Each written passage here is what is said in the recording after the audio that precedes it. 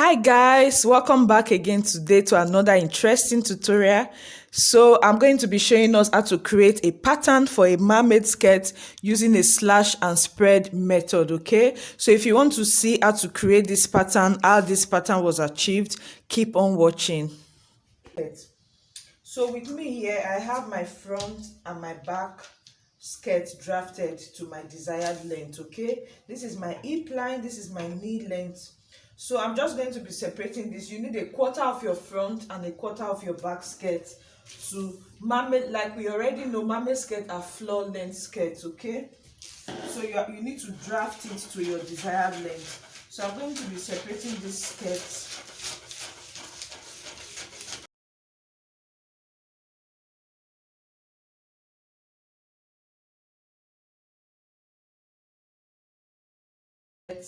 And here I have my front and I have my back. We're going to be working on the front skirt first. As you guys already know, the best method to create fullness is slash and spread. So I'm going to be showing us a slash and spread method on how to create a mermaid skirt. Okay, you can never go wrong with a slash and spread method. So the best way ever to create fullness in any kind of design that you're trying to create is slash and spread method. If you want to calculate, if you want to know how to find your knee, you need to measure your knee and take away 2 inches. Okay, so for this skirt, the knee level is actually 19 inches. Okay, the knee level for this skirt is 19 inches. So here is the front of my skirt, and here is the center front of skirt, center front, cut on fold. Okay, so that's the fold line. So the next thing I want to do is to come to my knee level. I'm going to measure my knee level. I'll measure it. I have 10 inches around there, so I'm going to mark 10 inch, half of 10. I'm going to be sharing my knee wideness into 2 equal half, which I have 10 inches there. So I'm going to take my ruler. I'm going to rule that all the way down. Okay, I'm doing this from my knee to my hem. I'm doing it from the knee of my skirt to the hem. Okay, so now that that is done, I'm going to slash it and spread it. Okay, so I'm just going to start slashing from the hem of my skirt. So I'll slash like so all the way to my knee level. Okay, remember this is our center front and this is our side skirt. Okay, so I'm going to slash it towards the side of my skirt like so.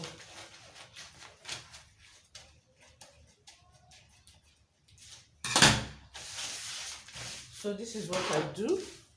Can you see, guys? So you are going to slash it like so, and you are going to open it as much as you want. Depends on how dramatic you want your skirt to be. That's exactly how much opening you are going to have. So I'm going to be using a contrasting paper here just to make it easy for you guys to follow. Okay, so I'm just going to insert my paper that I'm going to be using for the spread. So, and remember, there's no particular amount you are going to use to spread. There's no standard measurement for your spread. The measurement you use for your spread, it all depends on how dramatic you want your skirt to be. Okay, so I'm going to be spreading my skirt like so. I'll place that there. So my skirt is going to be, let me see how many inches I'm going to have there. So I'm spreading my skirt by 12 inches. Okay, so, and I'm going to tape that down first.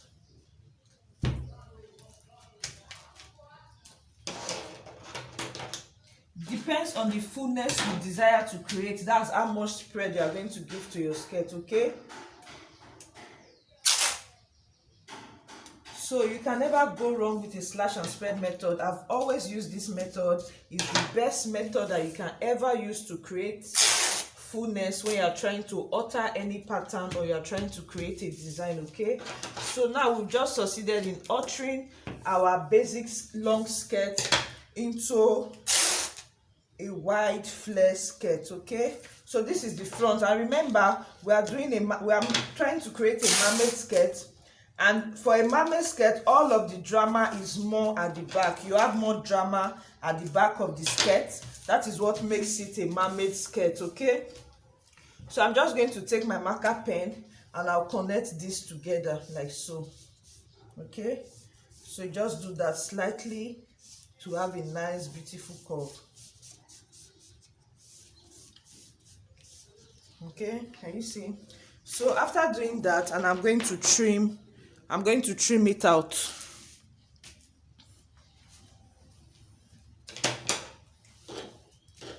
All of the drama in the mermaid skirt, they are all done at the back. Okay, so I'm going to trim out since I'm happy with what I've done so far. Remember, like I said, whatever you spread depends on how dramatic you want your skirt to be. Okay, so for this tutorial I spread my pattern by 12 inches, so you can spread more than 12, whatever the case may be. So if this is going to be for like an event, like a bridal dress or whatever the case may be, maybe a bridesmaid, I don't know, maybe like a bridesmaid, or like someone that is hosting a party, is your birthday photo shoot, like an event dress, good, you can really make it very wide. Okay, so but for just your normal church clothes, your normal outing clothes, this is just fine and perfect. Okay, so now that we're done with the front, I'm going to move over to the back of our skirt. Okay, so I remember, if you have any more questions, you can always ask me your questions in the comment section, and I'll be glad to answer every of your questions. So now I'll bring my back skirt like so. I'm also going to repeat the same step that I did for the front. So I'll come to my knee length. I'm going to measure everything I have. Remember, the back has a zip allowance of 1.5 inches. Okay, so I'm going to share that part as well into 2 equal halves. Okay, then I'll take my ruler, I'll rule that down all the way to the end. And don't forget, our fullness is always starting from the knee. Okay, because that's how a mermaid skirt is. The fullness starts from the knee, it's snuggled around the hip area up to the knee, then from the knee it has this wide fullness. Okay, so because it's a mermaid skirt, I'm going to be spreading towards the side and at the center of my skirt. So guys, just watch closely and see what I'm going to be doing. So there's a little difference between the back and the skirt, because like I said before, all of the drama goes to the back of your skirt. So I'm going to slash my lines like so. Slash. When I slash and I get to my knee, I'm also going to slash towards the side of my skirt, and I'm also going to slash towards the center of my skirt. I mean now towards the zip area. Okay, good. So now this is what I have. I'll keep the front aside. Can you see? So now we're going to be having like an inbuilt goddess, like a mermaid. Everything is just going to be going around there in our skirt. So now it's just time for us to spread. Like I said before, more drama goes to the back of your mermaid skirt. Like what I always say when I'm teaching a mermaid skirt to my students, I tell them the first thing that comes to your mind when you're thinking about a mermaid skirt is the back of the skirt. Okay, the back is usually longer than the front. That is what makes it the mermaid. That's what gives it all of the drama that you are looking for. So we're going to be extending it at the back. We're going to be giving it like a goddess shape at the back. Okay, so you can increase the back of your skirt. It's also your preference. Depends on what kind of event you are making your mermaid skirt for. Okay, depends on the kind of event you are making it for. If it's a really party dress, maybe you are the celebrant, or you are making it for a bride or a bridesmaid, like it has to really be dramatic, then it will have a really long train, a really long goddess. So but if you are just making it for a normal church clothes, normal outing clothes, like a wedding guest, just make sure your length is not too dramatic. Okay, so I'm going to place this around here. So I'll place this, and my back skirt is going to be longer than my front skirt with 7 inches. Okay, so like I said, there's no standard for this. Okay, the standard measurement depends on the kind of the measurement you use to increase your basket depends on the event. I'll use 8 inches here. Depends on the kind of event you are making your mermaid for. So you can do as low as 5 inches. Okay, you can do as low as 6 inches. You can also do as much as 10, as 15, as 20. Depends on how dramatic you want it to be at the back of your skirt. Okay, because the back is actually what makes up the mermaid.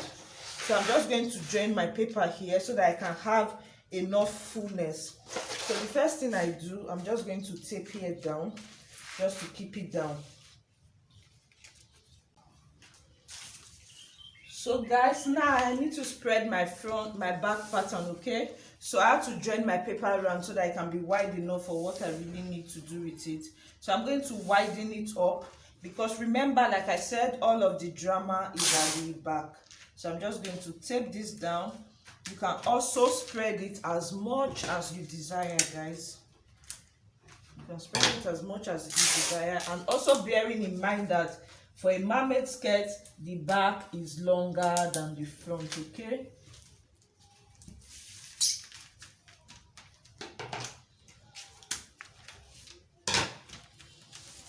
so you are going to be adding, so I'm adding a gaudet. Okay, that is why I'm spreading the both side. So I'm going to tape this down.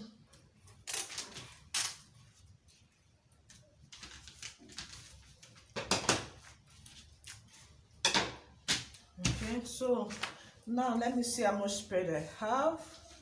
Oh, I have 19 inches spread. Okay, I spread by 19 inches. So the next thing I want to do, remember, this zip allowance area is my center side and this area is my side seam. Okay, so when you are extending the length of your mermaid skirt, the idea is that they are equal at the side seam. Okay, always note that down. You want to make sure that they are equal at the side seam. I'm just going to trim all of this out so that you guys don't get confused. So the idea is for them to be equal at the side seam. Remember, like I said, I'm extending my mermaid skirt with about 8 inches. Okay, so here now I have 11 inches, so I'm just going to reduce that. You can increase yours as much as you like. So but for this tutorial today, because I'm actually making this skirt for a client. Okay, I'm actually making it for a client, so I'm extending it with 8 inches to the hem. So I'll take my marker pen like so, and this is my center skirt and this is my side skirt, and the distance between here and here is 8 inches around the center of my skirt. So I'm going to connect it to my side seam. You can freehand it. If you have a nice curved ruler, you can use it to curve it. Okay, just make sure you have a nice smooth curve. You can connect it as much as you like until when you are happy with what you have. Okay, so I'm just going to keep connecting to see when I'm happy. Good.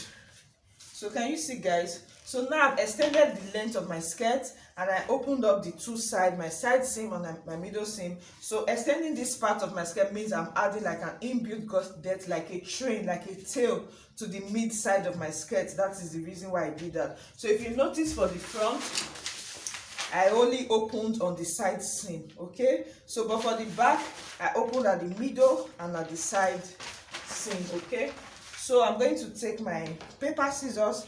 Now I can cut.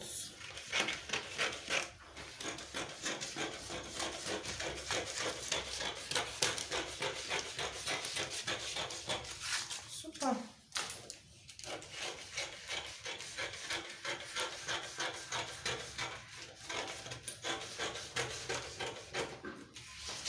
This is what we have at the end of the day. Okay, so this is what I have for my back skirt. Remember, I extended my back skirt by 8 inches. Okay, and I widened it up. Is as wide as 19 inches. Like I said before, the idea is for them to be equal at the side seam. At the midpoint of your skirt, that's where the length, the extension is. So that's why I had to connect like so. So if I bring my front skirt, so this is the side seam of my skirt. Can you see? This is the side where the hip is.